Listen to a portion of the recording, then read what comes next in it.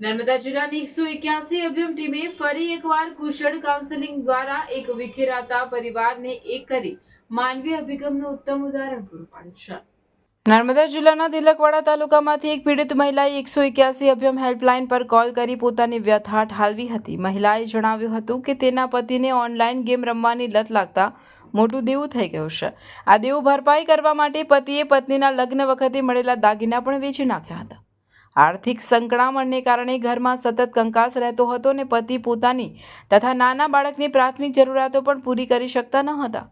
મહિલાના આક્ષેપ મુજબ ઘરમાં આર્થિક તંગી હોવા છતાં સાસુ દ્વારા તેને સતત માનસિક ત્રાસ આપવામાં આવતો હતો। સાસુ પિયર પક્ષને લઈને મેણા ટોણા મારતા અને અપશબ્દો બોલી પરેશાન કરતા હતા। મહિલાના પતિ બહાર ગામ 15,000ની નોકરી કરે છે, પરંતુ લોનના હપ્તા ભરી બાકીના તમામ પૈસા તેની સાસુને આપી દેતા હતા।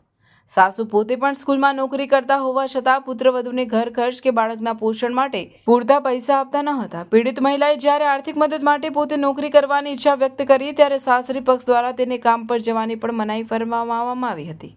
બાળકના સ્વાસ્થ્ય અને ઘરે જવાબદારીઓ વચ્ચે ઘેરાયેલી મહિલા આખરે સાસુના ત્રાસ અને પતિની બેજવાબદારીથી કંટાળી ગઈ હતી।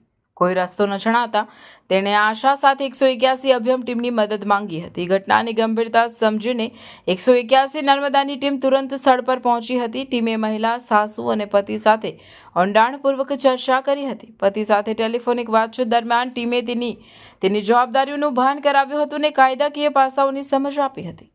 કાઉન્સેલિંગના અંતે પતિએ કબૂલાત કરી હતી કે આગામી 2 મહિનામાં આર્થિક સ્થિતિ થાળે પડી જશે અને તે પત્ની બાળકની જવાબદારી પૂર્ણપણે નિભાવશે તેવી ખાતરી આપી હતી।